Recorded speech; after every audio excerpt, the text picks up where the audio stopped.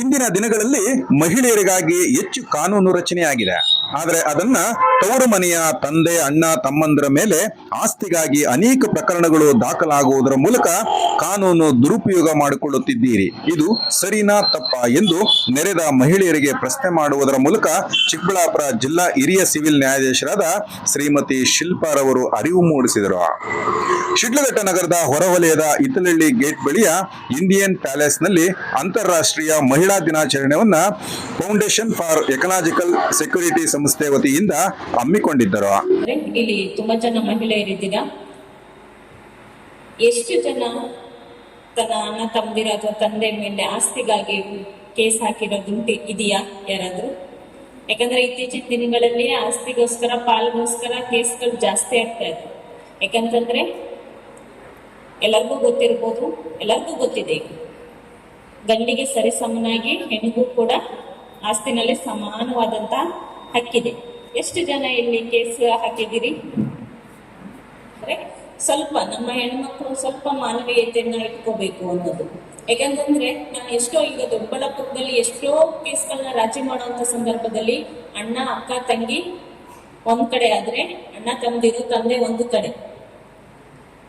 ನಮಗೆ ಸಮಾನವಾಗಿನೇ ಬೇಕು, ಅಣ್ಣ ತಮ್ಮದಿರು ಎಷ್ಟು ತಗೊಂಡಿದ್ದಾರೆ ನಮಗೂ ಅಷ್ಟೇ ಬೇಕು ಅಂತ ಹಠ ಮಾಡಿದ್ದುಂಟು ಎಲ್ಲ ಹೆಣ್ಮಕ್ಳು. ತಪ್ಪಿಲ್ಲ, ಕಾನೂನು ಹೇಳೋದು ಕರೆಕ್ಟ್. ಆದ್ರೆ ಒಂದು ಹೆಣ್ಮಕ್ಳು ಸ್ವಲ್ಪ ನನ್ನ ಅಣ್ಣ ತಮ್ಗಿಂತ ಒಂದ್ 2 ಎಕರೆ ಅಥವಾ 2 ಗುಂಟೆ 1 ಗುಂಟೆ ಜಾಸ್ತಿ ತಗೊಂಡ್ರೆ ತಪ್ಪಿಲ್ಲ. ಯಾಕಂದ್ರೆ ನಮ್ ಮದ್ವೆ ಮಾಡಿ ಕಳ್ಸಿರ್ತಾರೆ. ಯಾರ ಮದ್ವೆನೂ ಕೂಡ ಸಾಲ ಇಲ್ದೇನೆ ಯಾರು ಮಾಡಿ ಕಳ್ಸಿದಾರ ತವ್ರ ಮನೆಯವರು? ಇಲ್ಲ ಅಲ್ಲ, ನಮ್ಮನ್ನ ಮದ್ವೆ ಮಾಡಿರ್ತಾರೆ, ಸಾಲ ಮಾಡಿರ್ತಾರೆ, ಎಷ್ಟೋ ಜನ ಜಮೀನು ಆಸ್ತಿ ಪಾಸ್ತಿ ಕಳ್ಕೊಂಡಿರ್ತಾರೆ. ಅಂತದ್ರಲ್ಲಿ ಅವ್ರಕ್ಕಿಂತ ಸ್ವಲ್ಪ 1-2 ಗುಂಟೆ ಕಡಿಮೆ ತಗೊಂಡ್ರೆ ತಪ್ಪಿಲ್ಲ ಅನ್ನೋದು ನನ್ನ ಅಭಿಪ್ರಾಯ. ಈ ಸಮಾಜದಲ್ಲಿ ಪುರುಷರಂತೆ ಮಹಿಳೆಯರಿಗೂ ಸಮಾನವಾದ ಅವಕಾಶಗಳು ದೊರಕಬೇಕು ಎಂಬುದರ ಮೇಲೆ ಜಾಗೃತಿ ಮೂಡಿಸುವ ಒಂದು ವೇದಿಕೆ ಇದಾಗಿದ್ದು, ಸಾಮಾನ್ಯವಾಗಿ ಮಹಿಳೆಯರ ಹಕ್ಕುಗಳು ಶಿಕ್ಷಣ, ಉದ್ಯೋಗ, ಆರೋಗ್ಯ ಮತ್ತು ಅವರ ಸಾಂಸ್ಕೃತಿಕ, ರಾಜಕೀಯ ಹಾಗೂ ಸಾಮಾಜಿಕ ಪ್ರಗತಿಯನ್ನ ಒತ್ತಿ ಹೇಳುವಂತಹ ಕಾರ್ಯಕ್ರಮಗಳು ಮಹಿಳೆಯರಿಗಾಗಿ ನಡೆಯಬೇಕಿದೆ ಎಂದು ತಾಲೂಕು ಪಂಚಾಯಿತಿ ಜಿಲ್ಲಾ ಉಪ ಕಾರ್ಯದರ್ಶಿ ಅತಿಕ್ ತಿಳಿಸಿದರು. ಕಾರ್ಯಕ್ರಮದಲ್ಲಿ ಜಿಲ್ಲಾ ಮಕ್ಕಳ ಕಲ್ಯಾಣಾಧಿಕಾರಿ ನೌತಾಸ್, ಪಶು ಇಲಾಖೆ ಶ್ರೀನಾಥ್, ಎಫ್ಇ ಸಂಸ್ಥೆ ಸಂಯೋಜಕರಾದ ನಿಖಿತ್ ಪರ್ವೀನ್, ರಮೇಶ್, ಅನುಸೂಯಮ್ಮ, ವಿಜಯ್ ಕುಮಾರ್, ಹೇಮಾವತಿ, ಪ್ರೇಮ, ನಾಗಮಣಿ, ಲಕ್ಷ್ಮೀದೇವಮ್ಮ, ಶಶಿಧರ್, ಸಿಎಸ್ಎ ರಮೇಶ್, ಪ್ರಗತಿಪರ ರೈತ ಸುರೇಶ್, ನೂರಾರು ಮಹಿಳೆಯರು ಹಾಜರಿದ್ದರು. ಪ್ರತಿ ವರ್ಷ ಮಾರ್ಚ್ 8ನೇ ತಾರೀಕು ಅಂತಾರಾಷ್ಟ್ರೀಯ ಮಹಿಳಾ ದಿನಾಚರಣೆ ಕಾರ್ಯಕ್ರಮವನ್ನ ವಿಶ್ವದಾದ್ಯಂತ ಎಲ್ಲ ರಾಷ್ಟ್ರಗಳಲ್ಲೂ ಕೂಡ ಆಚರಿಸ್ತಾರೆ. ಈ ಸಲ ಏನ್ ಮಾಡ್ತಾರೆ, ಮಾರ್ಚ್ 8ನೇ ತಾರೀಕಿಗೆ ಕೆಲವೆಲ್ಲ ಸವಲತ್ತುಗಳಿರಲ್ಲ, ಅನುಕೂಲಕರವಾಗಿರ್ತಕ್ಕಂಥ ಒಂದು ದಿನಾಂಕದಂದು ಮಹಿಳಾ ದಿನಾಚರಣೆಯ ಕಾರ್ಯಕ್ರಮವನ್ನ ಹಮ್ಮಿಕೊಂಡಿದ್ದೆ. ಕೈಗಾರಿಕೆಗಳಲ್ಲಿ ಮಹಿಳೆಯರು ಸಹ ಕೆಲಸ ಮಾಡಕ್ಕೆ ಪ್ರಾರಂಭ ಮಾಡಿದ್ರು. ಮಹಿಳೆಯರಿಗೂ ಕೂಡ ಕೆಲವೊಂದು ಸವಲತ್ತುಗಳು ಬೇಕಿತ್ತು. ಆ ಸವಲತ್ತುಗಳಿಗೋಸ್ಕರ ಈ ಒಂದು ಹೋರಾಟಗಳು ಪ್ರಾರಂಭ ಆದಾಗ ಮುಖ್ಯವಾಗಿ ಮಹಿಳೆಯರಿಗೆ ಏನಾಗಿತ್ತು, ಅವರ ಹಕ್ಕುಗಳು, ಅವರ ಒಂದು ಸ್ವಾತಂತ್ರ್ಯ, ಈ ಒಂದು ಲಿಂಗ ಸಮಾನತೆ, ಇವುಗಳಿಗೆ ಸಂಬಂಧಪಟ್ಟಂತೆ ಹೋರಾಟ ಮಾಡ್ತಕ್ಕಂಥ ಒಂದು ಅನಿವಾರ್ಯತೆ ಸೃಷ್ಟಿಯಾಯಿತು. ನಮ್ಮ ಹತ್ರ ಬಂದ್ಬಿಟ್ಟು ನಾನು ಇಂತ ಗ್ರಾಮ ಪಂಚಾಯತಿ ಅಧ್ಯಕ್ಷ ಅಂತ ಹೇಳ್ತಾರೆ. ನೀವು ಅಧ್ಯಕ್ಷ ಅಂದ್ರೆ ನಾನೆಲ್ಲ ನಮ್ಮ ಹೆಂಡತಿ ಅಂತಾರೆ. ನಾವು ಹೊಟ್ಟೆ ಉರಿತದೆ ಆ ಟೈಮಲ್ಲಿ. ಅವ್ರು ಕೊಟ್ಟಿರ್ತಕ್ಕಂಥ ಅವಕಾಶನ ಪಡಿಸ್ಕೋಬೇಕು. ಅದ್ರಲ್ಲೂ ಮುಖ್ಯವಾಗಿ ಈಗಾಗಲೇ ಹೇಳಿದೆ ನಾನು, ನರೇಗಾಗೆ ಸಂಬಂಧಪಟ್ಟಂತೆ ಅದು ಹೇಗಿದೆ ಅಂತ ಹೇಳಿದ್ರೆ ಮಹಿಳಾ ಸಮಾನತೆಗೆ ಅತಿ ಹೆಚ್ಚಿನ ಒಂದು ಒತ್ತನ್ನ ಕೊಡುತ್ತೆ. ಜೊತೆಗೆ ಮಹಿಳೆಯರ ಒಂದು ಹಕ್ಕುಗಳಿಗೂ ಕೂಡ ಅಷ್ಟೇ ಪ್ರಾಮುಖ್ಯತೆ ಕೊಡುತ್ತೆ. ಉದಾಹರಣೆ, ನೀವು ಅಲ್ಲಿ ಸಾಲ ಮಾಡ್ತೀರಿ, ನಿಮ್ಮ ಇವರು ಗಂಡಂದ್ರ ಕೈ ಕೊಡ್ತೀರಿ, ಅವ್ರೇನ್ ಮಾಡ್ತಾರೆ? ಅವ್ರು ಹೋಗ್ತಾರೆ, ಅಲ್ಲಿ ಇಲ್ಲಿ ಖರ್ಚು ಮಾಡ್ತಾರೆ, ಬರ್ತಾರೆ, ಮತ್ತೆ ಪ್ರತಿ ವಾರ, ಪ್ರತಿ 15 ದಿನಕ್ಕೆ ಒಂದ್ಸಲ ಈ ಸಂಘಕ್ಕೆ ದುಡ್ಡು ಅಡ್ಜಸ್ಟ್ ಮಾಡೋದ್ರಲ್ಲೇ ನಿಮ್ಮ ಜೀವನ ಕಂಡುಬಿಡುತ್ತೆ. ಇದಕ್ಕೆಲ್ಲ ಅವಕಾಶಗಳು ಕೊಡಬಾರ್ದು. ಏನ್ ಸಂಘಗಳ ಮುಖಾಂತರ ನಿಮ್ಗೆ ಸಾಲ ಸೌಲಭ್ಯಗಳನ್ನ ಕೊಡ್ತಾರೋ ಅವುಗಳನ್ನ ಉಪಯೋಗಿಸ್ಕೊಂಡು ಏನಾದ್ರೂ ಒಂದು ಆರ್ಥಿಕ ಚಟುವಟಿಕೆಯನ್ನು ಮಾಡಬೇಕು. ಆ ಚಟುವಟಿಕೆ ಮುಖಾಂತರ ನೀವು ಒಂದಷ್ಟು ಹಣನ ಗಳಿಸ್ಬೇಕು. ನಿಮ್ಮ ಖರ್ಚುಗಳಿಗೆ ನೀವು ಯಾರ ಹತ್ರ ಕೂಡ ಕೈ ಚಾಚಬಾರದು. ಮಡಿಲಲ್ಲಿ ಬೀಜ ಬುತ್ತಿ, ಹೊಲದಲ್ಲಿ ಕನಸು ಬಿತ್ತಿ, ಮಡಿಲಲ್ಲಿ ಬೀಜ ಬುತ್ತಿ, ಹೊಲದಲ್ಲಿ ಕನಸು ಬಿತ್ತಿ, ಬೆವರಿನ ಸಾಲ ಸುರಿಸಿ ಬದುಕನ್ನು ಬೆಳೆದವಳು, ಬೆವರಿನ ಸಾಲ ಸುರಿಸಿ ಬದುಕನ್ನು ಬೆಳೆದವಳು, ಅರಿವಿನ ಮಾತೆ ಅನ್ನದಾತೆ, ಅರಿವಿನ ಮಾತೆ ಅನ್ನದಾತೆ. ಅರಿವಿನ ಮಾತೆ ಅನ್ನದಾತೆ, ಅರಿವಿನ ಮಾತೆ ಓ ಅನ್ನದಾತೆ.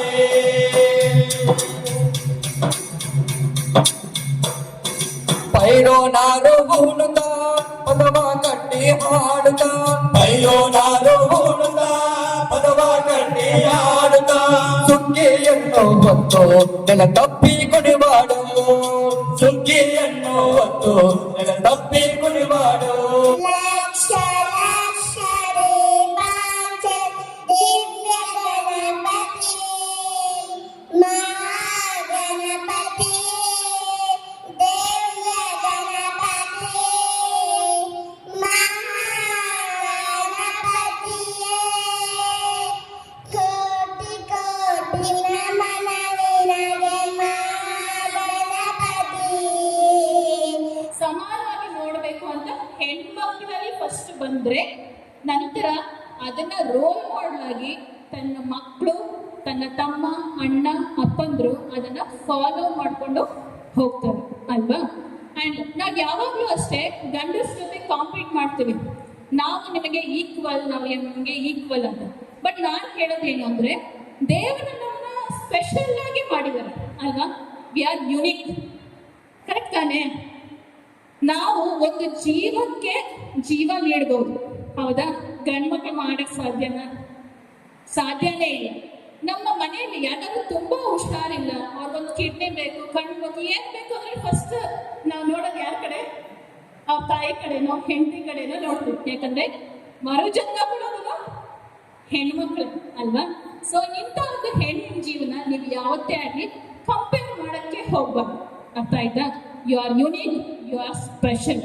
ಅದಕ್ಕೆ ಈ ಒಂದು ಅಂತಾರಾಷ್ಟ್ರೀಯ ಮಹಿಳಾ ದಿನಾಚರಣೆ ದಿನ ಆ ಒಂದು ಪ್ರತಿಯೊಂದು ಮಹಿಳೆ ಸ್ಪೆಷಾಲಿಟಿನ, ಅವರ ಹಕ್ಕುಗಳನ್ನ ಅವ್ರಿಗೆ ತಿಳಿಸ್ಕೊಡ್ಬೇಕು, ಮತ್ತೆ ಇಲ್ಲಿ ಸಾಧನೆ ಮಾಡಿರೋರಿಗೆ ಗೌರವಿಸ್ಬೇಕು, ಅವ್ರನ್ನ ನೆನೆಸ್ಕೋಬೇಕು ಅಂತ ಹೇಳ್ತಾರೆ. ನಾವು ಪ್ರತಿಯೊಂದು ಶಾಲೆಯಲ್ಲಿ ನೋಡ್ತಾ ಇರ್ತೀವಿ, ಹೆಣ್ಣೊಂದು ಕಲಿತರೆ ಶಾಲೆಯನ್ನು ತೆರೆದಂತೆ, ಹೆಣ್ಣು ಸಮಾಜದ ಕಣ್ಣು, ಇಷ್ಟೆಲ್ಲ ಹೇಳ್ತಾ ಇರ್ತೀವಿ. ಯಾಕೆಂದ್ರೆ ಇದೆಲ್ಲ ಒಂದು ಸುಮ್ಮನೆ ಹೇಳೋ ಒಂದು ಅತಿಶಯೋಕ್ತಿ ಅಲ್ಲ, ಇದೊಂದು ಹೇಳೋ ಅಲ್ಲ, ನಿಜವಾಗ್ಲೂ ಕೂಡ. ಇವತ್ತು ಗ್ರಾಮೀಣ ಭಾಗದಲ್ಲಿ ಎಲ್ಲರೂ ಆರ್ಥಿಕವಾಗಿ ಮತ್ತು ಸಾಮಾಜಿಕವಾಗಿ ಬದುಕ್ತಾ ಇದ್ದಾರೆ ಅಂದ್ರೆ ಅದಕ್ಕೆ ಮಹಿಳೆಯರ ಪಾತ್ರ 100% ಭಾಗ ಇದೆ. ಆ ಒಂದು ಶ್ರಮ ನಿಜವಾಗ್ಲೂ ಬೆಳಿಗ್ಗೆ 5 ಗಂಟೆಯಿಂದ ಶುರುವಾಗಿದ್ದು ರಾತ್ರಿ 10 ಗಂಟೆವರೆಗೂ ಕೂಡ ನಿರಂತರವಾಗಿ ಒಂದು ಮೆಷಿನ್ ಕೂಡ ನಾವು ರೆಸ್ಟ್ ಕೊಡ್ತೀವಿ. ನಗಿದು ನಕ್ಕರೆ ನಗುವುದು ಜಗತ್ತು, ನಾವು ನಕ್ಕರೆ ನಗುವುದು ಜಗತ್ತು. ನಗೆ ನಗೆ ಜೀನಗೆ, ನಗೆ ಈ ನಗೆ ಹಲವು ಬಗೆ, ನಗೆ ಈ ನಗೆ ಹಲವು ಬಗೆ. ಹೆಣ್ಣು ನೋಡಿದ ತಕ್ಷಣ ವರ್ಣೆಯನ್ನು ಜಾಸ್ತಿ, ಓ ನೀನ್ ಹಂಗಿದ್ಯಾ, ನೀನ್ ಹಿಂಗಿದ್ಯಾ, ನಿಂತರ ಯಾರು ಇಲ್ಲ ಅಂತ ಹೇಳ್ಬಿಟ್ಟು ಹೋಲಿಕೆಗಳು ಮಾಡೋದೇ ಜಾಸ್ತಿ. ಆದ್ರೆ ಹೆಣ್ಣನ್ನ ಹೆಣ್ಣಾಗಿ ಅರ್ಥ ಮಾಡ್ಕೊಂಡ್ರೆ ಗಲಾಟೆ ಜಾಗನೇ ಇಲ್ಲ. ಅದನ್ನೇ ಕವಿ ಚೆನ್ನಾಗಿ ಹೇಳ್ತಾನಪ್ಪ ಅಂದ್ರೆ, ಬಣ್ಣ ಬಣ್ಣದ ಮಾತುಗಳಿಂದ ಬಣ್ಣಿಸದಿರು ನನ್ನ, ಬಣ್ಣ ಬಣ್ಣದ ಮಾತು, ಬಣ್ಣ ಬಣ್ಣದ ಮಾತುಗಳಿಂದ ಬಣ್ಣಿಸದಿರು ನನ್ನ, ಬಣ್ಣ ಬಣ್ಣದ ಮಾತುಗಳಿಂದ ಬಣ್ಣಿಸದಿರು ನನ್ನ.